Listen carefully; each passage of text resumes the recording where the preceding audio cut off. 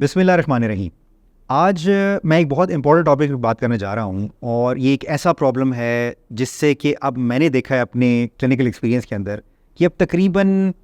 हर घर, हर एरिया जो है वो इससे अफेक्ट हो रहा है और ये बच्चों के अंदर ऑटिज़म का प्रॉब्लम है। ऑटिज़म के स्टेटिस्टिक्स ये थे कि 1990s में तकरीबन हर 600 से 700 बच्चों के बाद एक बच्चा ऑटिज़म से डायग्नोज होता था और 2022 के जो स्टेटिस्टिक्स हैं वो ये बताते हैं कि हर 35 बच्चों, हर 35 बच्चे के बाद एक बच्चा जो डायग्नोज हो रहा है। और ये स्टेटिस्टिक्स जो है स्टेटिस्टिशियन ने निकाले हैं कि बाय द ईयर ऑफ 2040 हर दूसरा बच्चा ऑटिज्म का शिकार हो सकता है। तो दीज आर द स्टेटिस्टिक्स और ये इतना बड़ा प्रॉब्लम है, अगर हम इसको कहें कि ये पेंडेमिक है तो ये गलत नहीं होगा। और हमारे लिए बहुत ज़रूरी है कि हम सबसे पहले आइडेंटिफाई करें कि ये क्यों इतना बढ़ता जा रहा है, उसके क्या फैक्टर्स हैं, और फिर उसको सबसे पहले हम खुद क्या इक़दामात कर सकते हैं, क्या चीज़ें कर सकते हैं जिससे कि इसका इंसिडेंस यानी ये ना हो, और अगर खुदा न खास्ता हो गया तो फिर हमें क्या करना चाहिए। तो सबसे पहले ये इंडस्ट्रियलाइजेशन की वजह से इसका इंसिडेंस बढ़ता जा रहा है।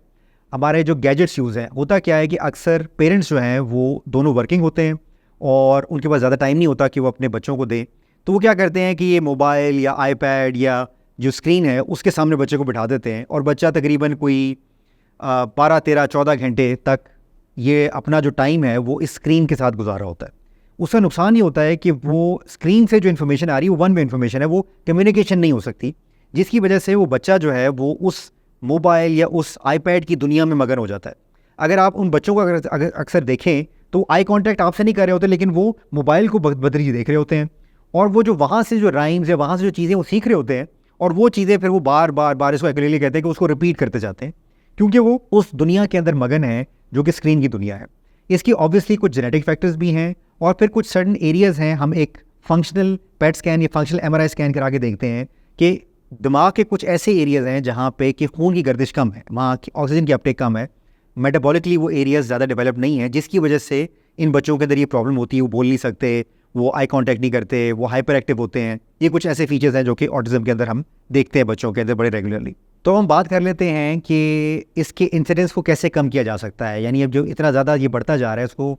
कम कैसे करना है। तो सबसे पहले तो हमें ये करना है कि हम इन बच्चों को गैजेट्स ना दें।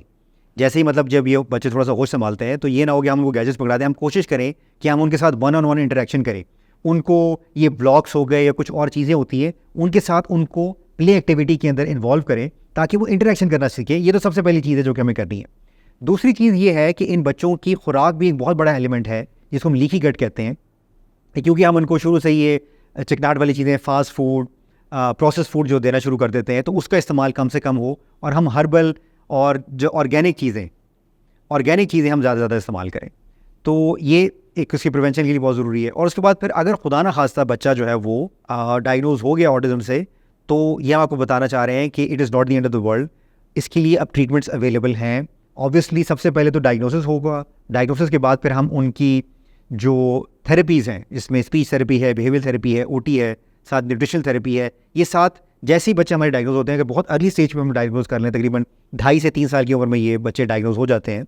कि ये ऑटिस्टिक हैं, तो उसी अगर राइट अवे हम लोग इनकी थेरेपी स्टार्ट कर दें तो ज़्यादा चांसेस होते हैं कि ये बच्चे जो है वो वापस इंटरेक्शन करना शुरू कर देते हैं, बातचीत करना शुरू कर देते हैं। लेकिन अगर उनकी एज ज़्यादा होगी, उनकी डिजीज़ की सिवियरिटी ज़्यादा है, तो फिर अब और चीज़ें हैं जैसे हाइपरबैरिक ऑक्सीजन है, फंक्शनल मेडिसिन है, और जो सबसे ज़्यादा इफेक्टिव पूरी दुनिया के अंदर चल रहा है वो है स्टेम सेल ट्रीटमेंट। और institute of regenerative medicine in तमाम जो सारी चीज़ें मैंने आपको ट्रीटमेंट्स बताई हैं उनके अंदर स्पेशलाइज करता है और हम अंडर वन रूफ ऑटिज्म की कंप्लीट ट्रीटमेंट प्रोवाइड कर रहे हैं अपने इन बच्चों को जिनको ऑटिज्म डायग्नोज हुआ होता है। और हमारे पास पूरी दुनिया से बच्चे आ रहे हैं, इसमें यूरोप है, नॉर्थ अमेरिका, मिडल ईस्ट, यहाँ से हमारे पास बच्चे आते हैं। और वो अगर आप हमारे टेस्टिमोनियल्स देखें या जब हमारे पास वो आके रिपोर्ट कर रहे हैं कि उनके बड़े अच्छे रिजल्ट्स आ रहे हैं बच्चों के। तो अगर आपके ख़ानदान में किसी बच्चे को ऐसा प्रॉब्लम है या किसी को जानते हैं जिसको ये प्रॉब्लम है, तो सबसे पहला ज़रूरी ये है कि आप हमसे दिए गए नंबरों पे रब्ता करें ताकि हम आपको गाइड कर सकें कि बच्चा किस स्टेज पे और उसके लिए क्या करना चाहिए राइट अवे। और आप अगर हमें ऐसा लगे कि अब इस बच्चे को ट्रीटमेंट की ज़रूरत है तो फिर हम उसको अपने सेंटर के ऊपर इन्वाइट करते हैं ताकि हम आके अपना पहले पूरा प्रॉपर डायग्नोसिस बनाएं और फिर हम एक ट्रीटमेंट प्लान आपके साथ शेयर कर सकें।